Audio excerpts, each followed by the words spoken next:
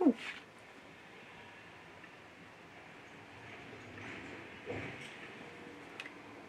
This is what we're doing today, mindfulness for people with ADHD with Dr. Marilia Marien. So here we are. I'm going to introduce you first of all, Marilia. You have a PhD in counselling psychology. You're a licensed psychologist in the USA. You're a certified teacher of mindfulness-based stress reduction and mindfulness-based cognitive therapy. You maintain a mindfulness-based training, coaching and consultation practice, and you've trained hundreds of people who are interested in learning mindfulness for many reasons, including the one we're here for today, reducing stress. And your mission, you say, is to empower others to connect with and radiate the health and well-being they deserve by learning to apply mindfulness to their daily life. So Marilia, thank you so much for joining me. I know this is a first for you, isn't it? LinkedIn Yes, Live. it is. And it's my pleasure to be doing this with you. Thank you. I'd just like to say for anyone who's joined us, and I can see that there are several people who have, it's lovely to have you with us too, and it'd be great to make this interactive. So please do add any comments, any questions that you have, or just say hi in the chat. I am keeping an eye on that. In fact, I'm about to say hi to everybody by adding a comment myself. So there we go. Right. So yeah, do add your comments, and we shall see how it goes. Right. So this is much more fun, interesting when it's interactive. So definitely ask questions or offer comments. Absolutely. So yep. The first question I've got for you is probably an obvious one, Marilia. So yes. What is mindfulness, and how might it be useful for those who are typically on my LinkedIn stream, those who work in projects and programs of change? Well, it's a very important question, actually, that you're asking there. So I think the place to start is to mention that mindfulness is inherent in all of us. We all are born with this ability. And we are all, though, on a continuum of our, strength or skill with it.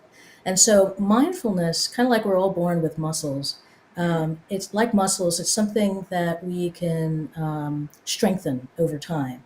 And you might actually use the same term. We can train to strengthen our muscles. We can train to strengthen our mindfulness.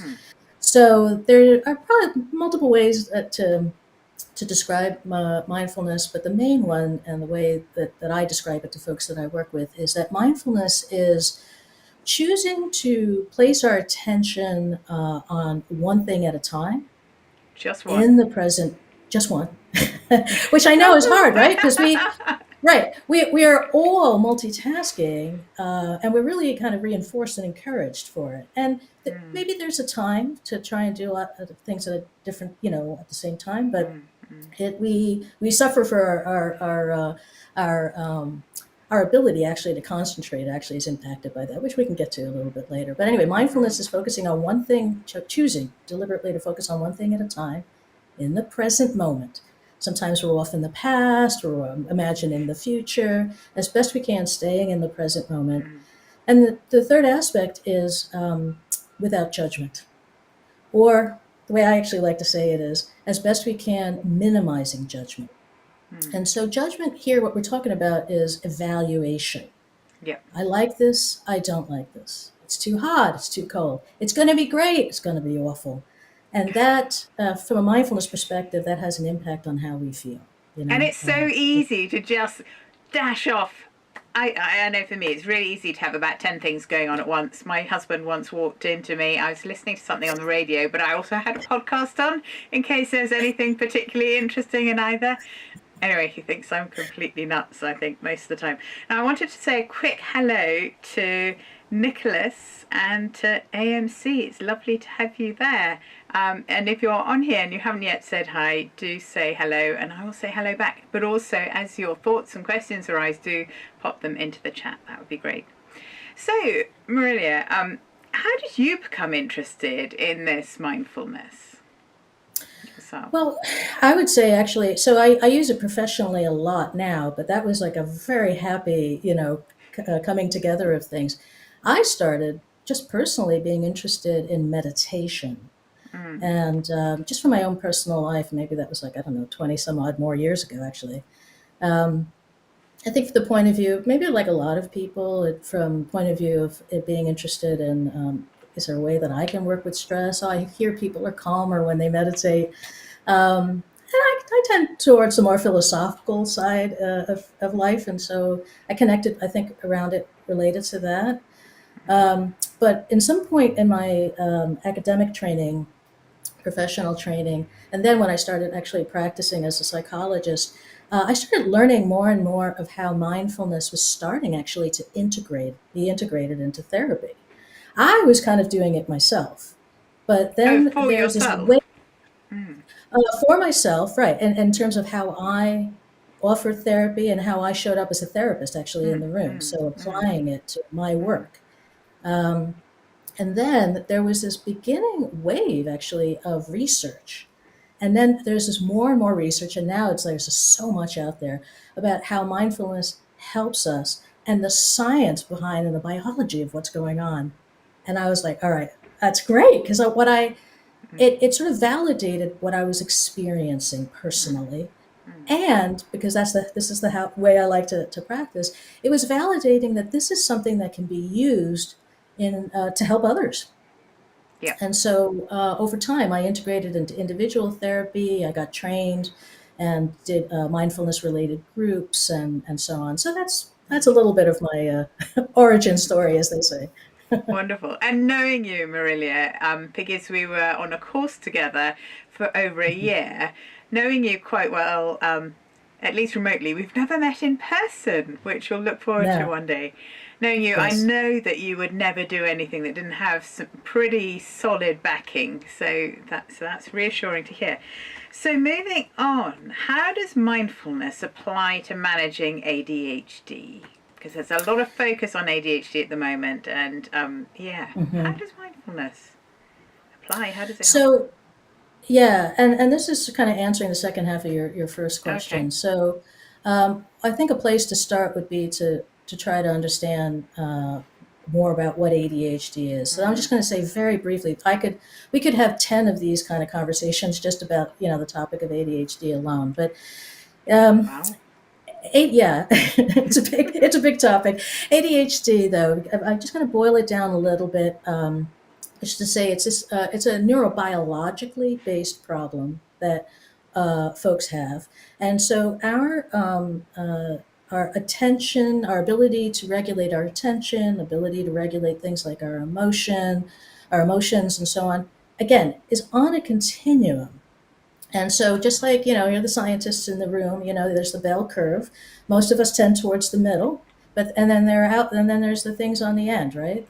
And so, folks with ADHD have more of a problem with certain kinds of things.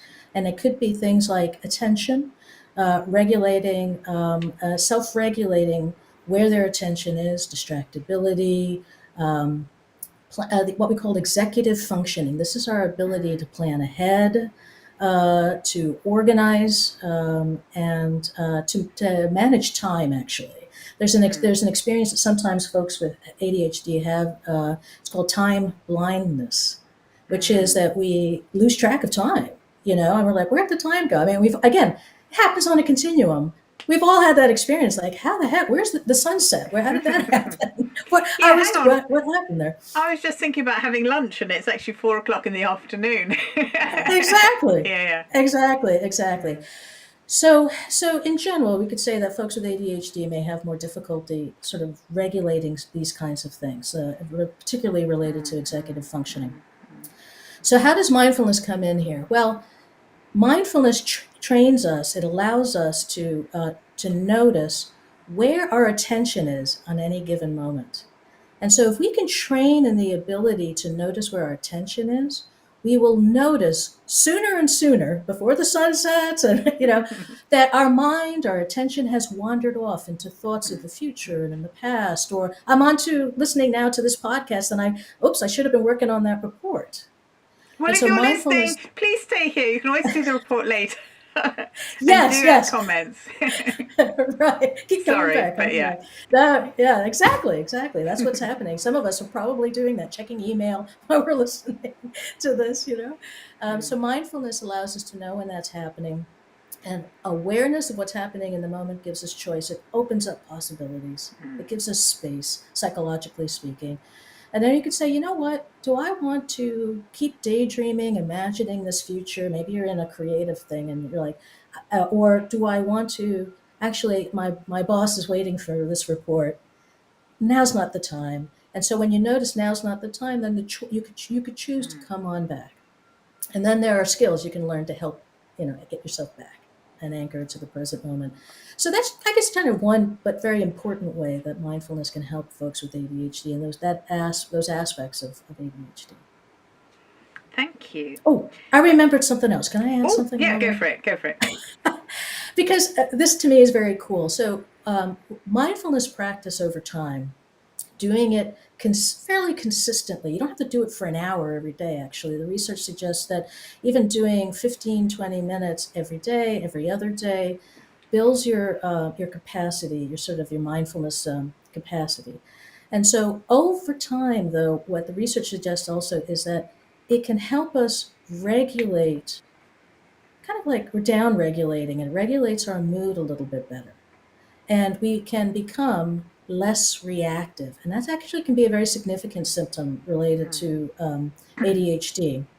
And so just the act of practicing mindfulness can have this effect as well. So I just wanted to mention that because I think that's important. Super. So I've got a question for you about this ADHD and how it might negatively impact a person at work. Well, and if anybody's listening who actually does have ADHD, I would also encourage you to reflect on this question too, because in that awareness, because mindfulness helps us become more aware, then we have an idea of where we might intervene to help ourselves, to support ourselves, or actually ask for support. But there's probably lots of different ways, but I'll kind of come up with three that I've heard a lot from folks over time. And one is procrastination. Again, we all do it. I can be quite the procrastinator, to be honest. Me too. So, right. Me too. So that's why you and I talk to each other. We're accountability buddies, in this way. And it really does help knowing that I have a meeting coming up and to chat with you. So procrastination, putting things off, starting at the last minute. And this is we're talking more than just like a personality style, which is, there is a personality style that's like, you get energized by a last minute rush to get something done and you get it done. But we're not really talking about that per se. So procrastinating you may miss deadlines, or you may not do as good a job as you can because you just started too late. Hyperactivity. For some folks, there's a type of ADHD that includes hyperactivity, fidgetiness, or you get up, you walk around. If you work in an office, you're the one that's knocking on the door or looking over the other side of the cubicle and like, hey, what's going on? Just chatting or something like that. And so that can be experienced by others as disruptive. It might actually be disruptive to you. And then another thing that, again, folks have talked a lot about actually is that they may feel like a little verbally impulsive. They have a thought and they just got to say it, and sometimes that's great, honestly, when you're, throwing ideas out and so on. But other times you're just interrupting people. And then that can have an impact on your relationship with another person. We're talking about work, but of course that goes for the rest of our lives too. Of course. Yeah. So, Marian, there are three challenging things around ADHD, but surely there's some really positive things as well. I mean, surely there's some really, really creative people with ADHD. Exactly. And so this, to me, is really important to say, is that folks with ADHD often have the experience, not everybody. So, Mm. but I've heard so many times that people talk about how this is a hindrance, or particularly in their family, if people know they have ADHD, because that may not be obvious Mm. at work, Mm. that they kind of get this label, and it feels kind Mm. of negative and heavy, and you never follow through, blah blah blah. So it's important to recognize that there are actually, as with other, for us in any part of our abilities and Mm. personality Mm. styles and so on, there's Mm. upsides to it. And Mm. so the first is ADHD. Folks with ADHD can be very creative, and they Mm. can be very innovative. That's sort of popping off with ideas, and I'm looking at this, and I'm looking into the future, and I'm connecting what I know with Mm. this and that, and so on. So that's a real strength, actually. And so a key is sometimes finding the kind of work that allows for that Mm. kind of style, that creativity, problem solving, that sort of thing. Um, Sometimes people mention this as a downside, and it can be a negative, but it can also be Mm. a positive, which is this tendency to hyper focus. So Mm. there's an aspect of ADHD, I think, kind of colloquially, people kind of think of it as, oh, you can't concentrate, your mind is all over the place. Well, the reality is there's also this aspect of it that's hyper focusing. Mm. And so, as you can imagine, you might rabbit hole a little too much, but the upside to that is is I love the um, term rabbit hole. yeah. Anyway, um, yeah. You so get the you, but upside of rabbit holing, tell us more. the upside of rabbit holing is you really are focusing, and you actually are getting stuff done, or you're learning a lot, and you're doing the deep dive that needs to be done. Mm. Mm. So this ability and tendency to get deeply engrossed in something can be used as a positive, and can be a positive.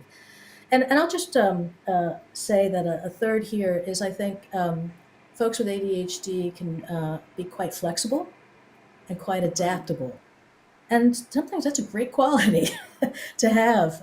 So these are just a few Mm. upsides to it as well. Yeah, Yeah. I've heard people can be really good in a crisis. Yeah. So Right. flexibility and adaptability coming into play. So those of Hmm. you who are live, perhaps if you can think of any other things that have that are particularly positive or that have been challenging about ADHD in you or in people you work with, perhaps pop them in the chat. That would be interesting. So we're coming on to what are some of the mindfulness-based tips that you have for people in the workplace, for those people with ADHD, and particularly Um, I'm thinking about sort of people who are working on projects or programs of change. right. Of change. Okay. So I Probably think the similar first to is, others, but go for it. yeah, the first thing is that when you're working on programs of change, the way I think about it, Mm. um, you probably do really want that creativity, Oh yes. and you're probably working in teams. Mm. Uh, and so in terms of applying mindfulness and ADHD, remember that part, that adaptability, that creativity can be a real strength. So here's Mm. where mindfulness comes in. If you know that you have the ability to be creative, to be adaptable, where mindfulness can come in is if you build that skill to notice where your attention is, or what's going on in the present moment with you. If you're all of a sudden you're like, wait a minute, I have just rabbit holes, and I have researched. No, I did this the other day. I spent 3 hours researching a microphone, uh, a boom, like a stand, microphone stand. 3 hours. But you I think don't people have are it in rabbit hole. use today. Uh, 3 hours. I set it up. I got as far as ordering it and getting it, and now it's all set up. No, I'm not using it But you're not today. using it. I think that's really All right. funny. But I wonder anyway, what so other what I people think. could have Anyway. done, listen, I'll just use that as an example. So let's say I'm Okay. actually at work and I'm working with my team, and the team's relying on me to come up with some ideas, and I'm still on the internet watching this video or that, review, and what do I need, and blah, blah, blah. I can use my mindfulness to interrupt and ask myself, is this where I need to be right now? Actually, the hyper focusing is getting in my way. Interrupt, and then there are different ways to interrupt yourself, stand up, literally, walk, stretch. Getting physically active actually helps interrupt us. And then redirect, and then connect with what the team is asking you for, is, let's come up with some ideas. Let's come up with a plan. Let's come up with how are we going to implement this plan for change. And so you're working with yourself in that way. It's helping you, and it's helping your team, and it's helping the work. I actually wanted to offer a very brief practice that just what we do. It's called a stop practice. Okay. And Are we going to so, have a go? yeah, why don't we? Yeah. Shall Join Okay, in if you're watching. please do. Yeah, And and then I let can't us see know what you. you think in the comments. That would be Yeah, great. that would be fantastic. So I can't see anybody, but I'll just invite everybody to just allow themselves to come to how I describe it as relative stillness. We're always moving a little bit, particularly if we have a little ADHD. Our foot may be sort of tapping while we're doing stuff, but that's fine. Relative stillness. Okay. And this is something you would formally practice in terms of mindfulness, but then you can do it anytime, just apply it on the spot. So we're just going to do it a little formally, and it won't take long. So allowing ourselves to come to relative stillness, just connect for a second, just notice your body, maybe feel your feet on the floor, maybe your butt on the chair. I can feel the back of my chair. I feel my hands are actually on my desk, which feel a little cool. Just taking a moment, and then let's just take a nice deep breath in through the nose and out through the mouth. These are calming breaths. Do one more. Let's do one nice more. In through the nose. 1, 2, 3. And out through the mouth. 1, 2, 3, 4. And then we start the stop practice. It's an acronym, and S stands for stop. Just interrupt yourself. And then O, observe. I'm sorry, T, you're sort of focusing, just noticing. Just drop into the present moment. O, observe. Where's my attention? Where's my attention right now? Is it, you might say, is it on where I want it right now? Am I listening? Am I, when you're at work, am I doing my work? Am I attending to the person that I'm talking with? If it's not, then that gives you choice. And P is proceed. So the proceed part is, do I continue doing what I'm doing? Because maybe you've done a little drop in and you notice, oh, I am exactly where I need to be, so I'll keep doing that. But I maybe am the proceed. actually exactly where I need to be at the moment. I haven't gone off to sleep or anything, which is a So good you thing. would proceed exactly with where you're going, and if you weren't, though, you might say, "Oh, okay, let me reorient, and just listening to Marilia. Oh, this is what I'm doing," and go on. Go for it. That's it. Yes, it'd be very easy for me to pick up a book or just to catch an eye. Yeah, but no, I'm being very good, focused on you. Thank you. There you go. So, Yeah. so no comments yet, but let me know what you think if you're trying that out. So, Marilia, how might this help us be more effective and reduce stress in our work lives? That's surely the Um, number one question that people probably have who are joining in. right. Yeah, and I've got to say that one of the things I appreciate about mindfulness is that it's so darn practical. It may not feel that way. It may feel actually kind of a little woo woo, or a little sort of like, what's weird. How do I get a grasp on this? It feels so heady or something. But in practice, mindfulness is actually a very full bodied, grounded, embodied experience. It can be. And so, how does it help us? So very practically, actually, this what I just did was a good example. It can help us sort of notice where our attention is in the moment, and then decide, is that where I want my attention to be? So what it does is it gives us a greater sense of relative efficacy or control in the present moment. Relatively speaking, the reality is that we don't have control over everything. So it's more actually about, so how do I respond versus reacting to what's going on in the moment? So mindfulness allows you to connect with a sense of responding. It decreases stress overall because, as you can imagine, if you begin to feel like, oh, I have some tools, I have some ways to work Mm. with what shows up in my work life, um, or to manage the stress. Maybe it is just really, there's a deadline coming up. What can you do about it? You can't change most of the time. You can't change the deadline. How do I reduce the stress? Mm. I can drop in physiologically. Actually, what we just did are called calming breaths. It kicks Mm. in our parasympathetic nervous system, and it literally has the impact of calming us down. And it was I'll use slower that. breathing out than the in breath through the nose. So going out through the mouth was slower, wasn't it? Yes, exactly. You've got it. You've got it. So what we're doing is taking an in breath through the nose, and let's say to the count of three. Mm. The numbers aren't important. It's what's important is, yes, let's say three, and then out for 4 or 5. And it is about it being longer on the out Mm. breath. That's Mm. that's what makes the difference.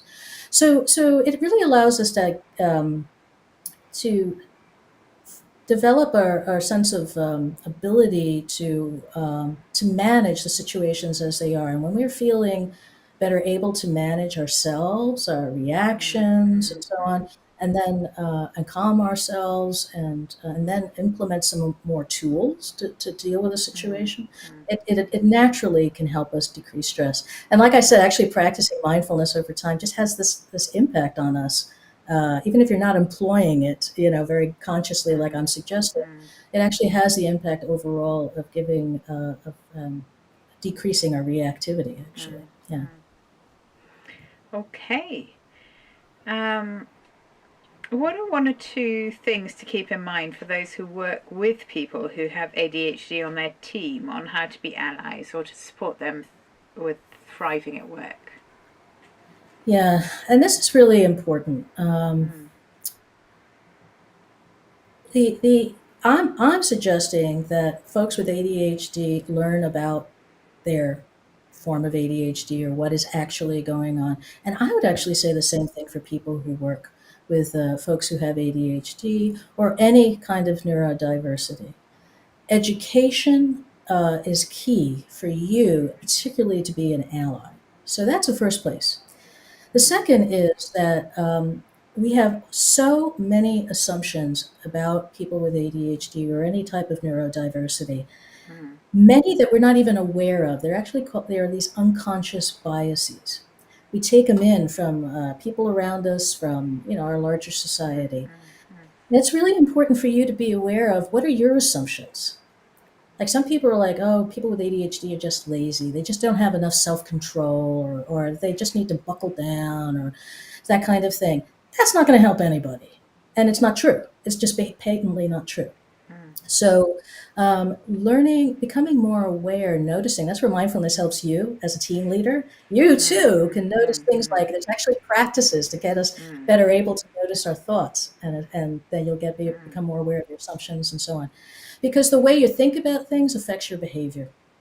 It affects how you're going to just show up interpersonally, but Mm. also that it can affect things like the choices you make in the work environment. So if you have some flexibility as a team leader for how the work gets done, then Mm. offer that flexibility. If it's more important that the work gets done and gets done well, then they have to do it this way, and then they have to follow that step and do it my way because that's how I work. Um, then allow for that flexibility, Mm. because you will get a lot out of your team.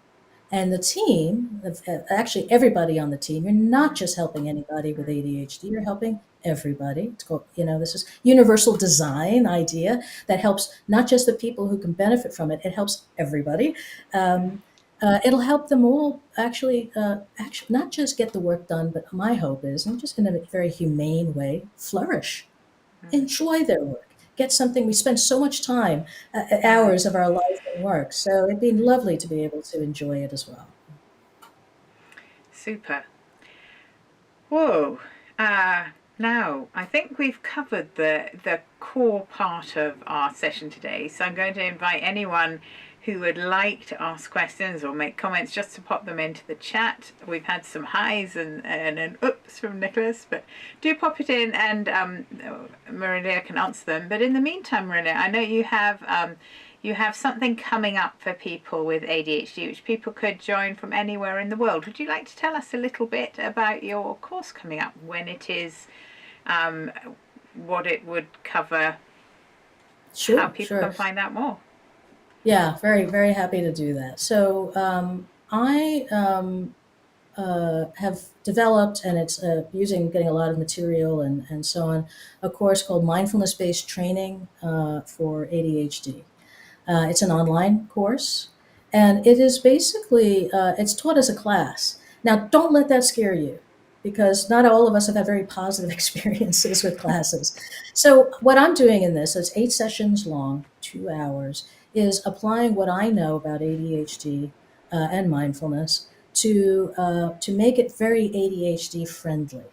So I promise I won't drone on or anything like that. And actually, it's very interactive and engaging. And so what folks can do, what they'll get from the course, and remember I told you education for yourself as a person with ADHD is important, is education about ADHD. Actually, what's the science behind it? What do we know at this point about it? Because we don't know everything.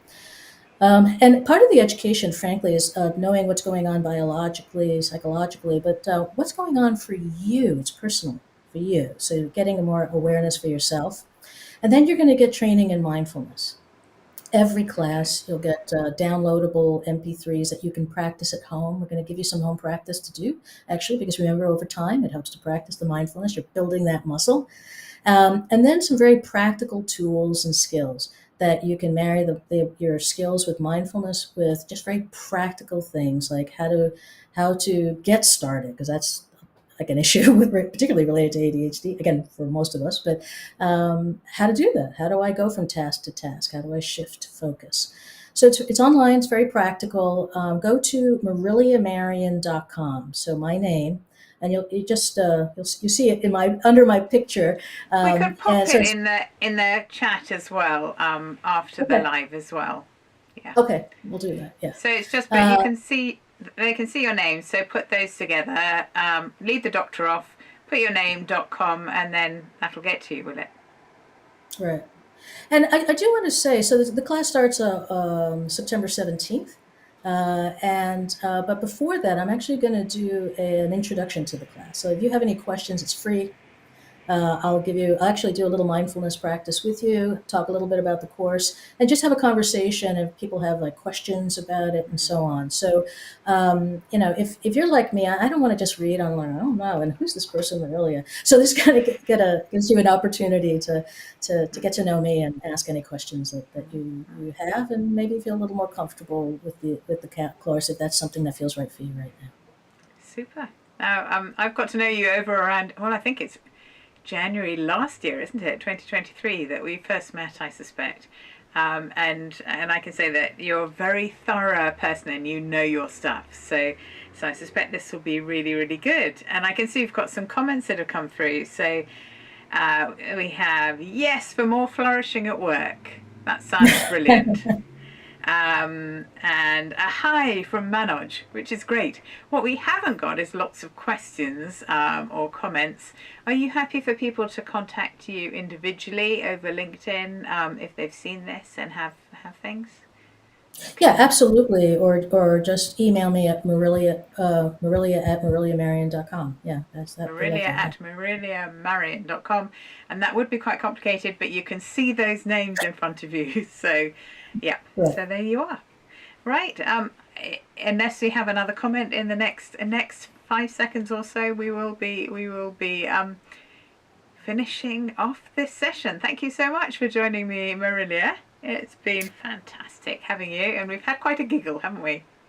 We have. We always do. We always do. May you all find somebody like Penny in your life to support your work and your flourishing. This is fantastic. Thanks for inviting me here today, Penny. It's been brilliant. Thanks very much.